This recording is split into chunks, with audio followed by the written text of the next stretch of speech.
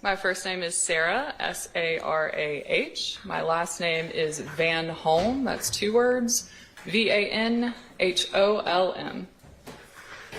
And where are you employed? I am currently employed with the Georgia Bureau of Investigation in the Division of Forensic Science. And if you can tell the jury, what are your current job duties and responsibilities? So I am a firearms examiner.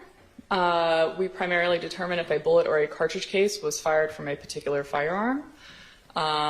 We also perform services in serial number restoration and muzzle to target distance determinations. And if you can tell the jury about your education and training in ballistics and firearm analysis.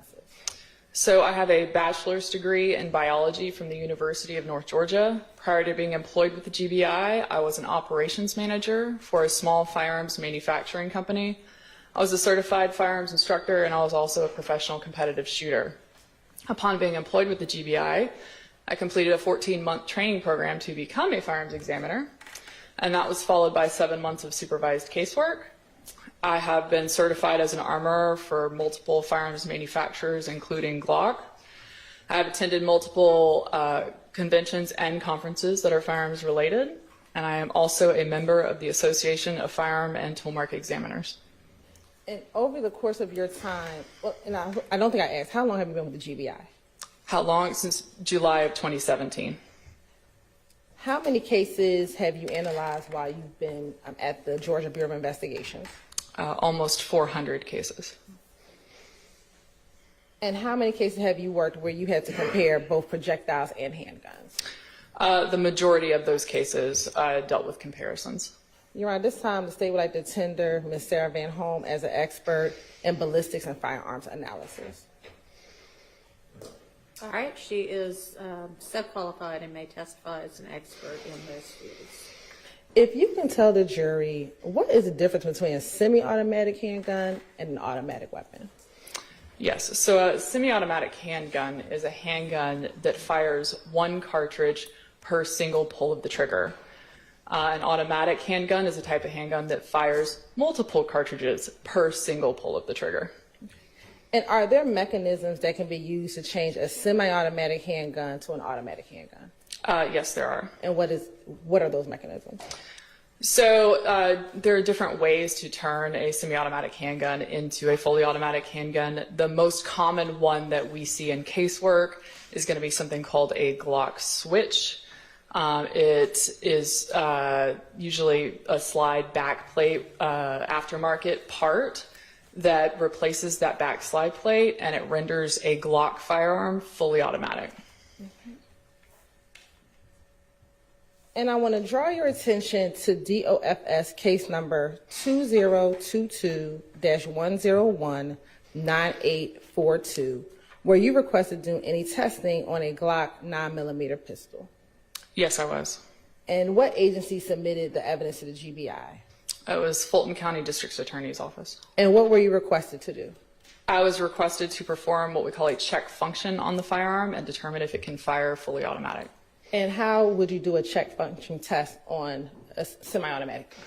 So semi-automatic, when we perform a check function, we are going to test fire that firearm. We're going to look at that firearm to determine if the safeties are operational and functional. We're going to determine if there's any alterations done to the firearm, if there's any damage to the firearm, and if that firearm is operating as it should. Okay. And is that the same process you would go through to determine if it's an automatic weapon? Yes, so if it's an automatic weapon, we perform a few extra test fires to determine that it will fire a certain amount of cartridges to render it full auto. And how many cartridges are you looking for to determine if it's full auto? 6 or more. And why are you determining if it's 6 or more? So that's according to the Code of Georgia standards for what is defined as a fully automatic weapon. And what was the serial number of the weapon that you were asked to test? So if I may refer to my notes.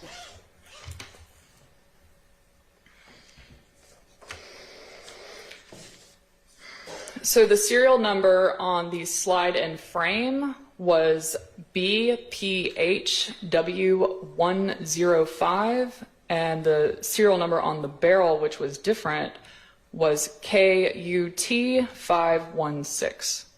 And what was the type of firearm?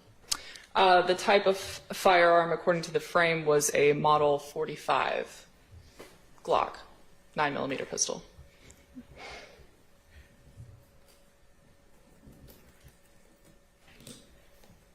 And were you able to test to determine if that Glock 9mm pistol was operating as an automatic weapon? Yes, the plate on the back, the full auto sear on the back, did render the firearm full auto. And you said the sear on the back? Yes, so that would be the aftermarket slide plate auto sear, or the Glock switch, as it's commonly called.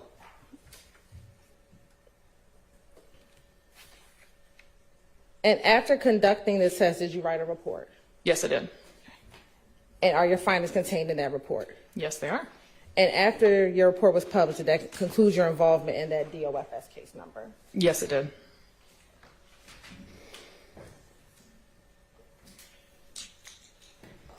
You talked about the fact that there was a different serial number, BPHW105, on the barrel of the gun, and then KUT 516 on a different portion of the gun. Is that unusual? Yes, generally that means that the barrel was replaced from the original barrel.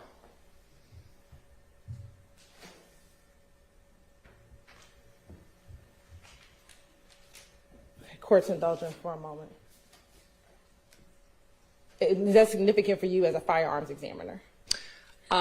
It can be, because during comparisons, we look at the markings that the barrels impart on the projectiles. So that is something that we would look at if we were doing comparisons. All right. Court's indulgence for a moment. If there's a difference of the serial numbers, does that have any impact on being able to trace that firearm?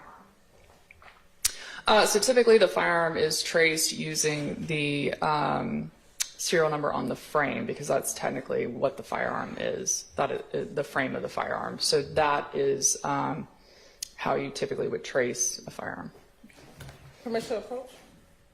I'm going to show you what's been admitted as State's Exhibit 51XXA. Tell me if you recognize State's Exhibit 51XXA.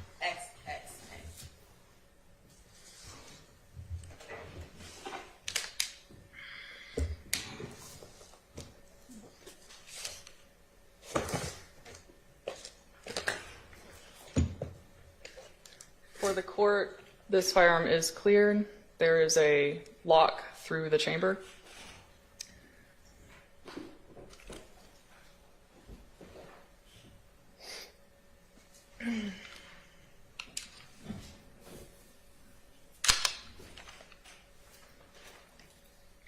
Yes, I do recognize it. And how do you recognize 51XXA? I recognize it by the serial number and my initials on the trigger guard. And is that the same weapon that we have just been discussing a few moments ago? Yes, it is. All right. And you talked about the Glock switch. If you can pull the weapon out again for us. If you can just kind of show the jury, point to where is the converter or the switch on the weapon. Yes, so typically Glocks will have a back slide plate that is flush to the slide on the back. So that was removed, and this Glock switch was then replaced and put on the firearm. And when you talk about the two different serial numbers, if you can just point or show the jurors where the two different serial numbers are. Yes, so there's a serial number here on the frame. There's a serial number on the slide. And so that's the slide and frame serial numbers, which is going to be BPHW105. And then the serial number on the barrel is actually going to be right here on the chamber of the barrel. And that is KUT 516.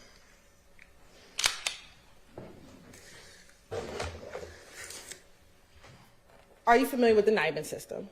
Yes, I am. Okay. When there are two different serial numbers on the Nibin system, two different serial numbers on the weapon, does the different serial numbers on the barrel and the other parts have any impact on the ability to get proper Nibin results or ballistic comparisons? Okay, so For comparisons, it may impact it because if a barrel is switched out, obviously we're looking at the markings on the actual projectiles themselves. For NIBIN is the National Integrated Ballistics Information Network. That has to do with cartridge cases only. So we're not looking at projectiles for that. So switching out a barrel isn't as pertinent as it would be maybe a slide. Thank you so much. I have no further questions.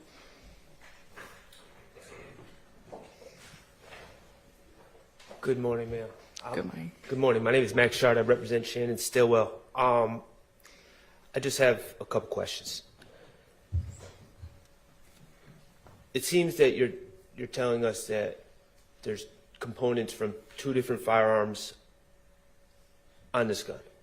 Yes. Okay. Ultimately, at the end of the day, what caliber bullets or projectiles does this gun, as is, fire? 9mm. Okay, fires 9mm. All right. Do you have any evidence that this gun has been used in any crimes on record? I do not. Okay. Do you have any evidence that this firearm has ever been fired by Shannon Stillwell? I do not. Do you have any evidence at all that Shannon Stillwell has ever been in possession of this firearm that you tested? I do not. Okay, thank you.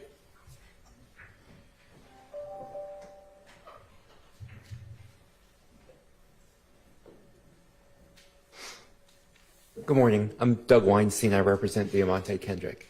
Good morning. I have some similar questions to Mr. Schardt. Do you have any evidence that Mr. Kendrick ever fired this firearm? I do not. Do you have any evidence that Mr. Kendrick was ever in possession of this firearm? I do not. Do you know who modified this firearm to put the switch on the firearm? I do not. And do you know who may have modified the firearm so that it has a barrel that is inconsistent with the frame? I do not know. Okay, no further questions. Thank you. Redirect.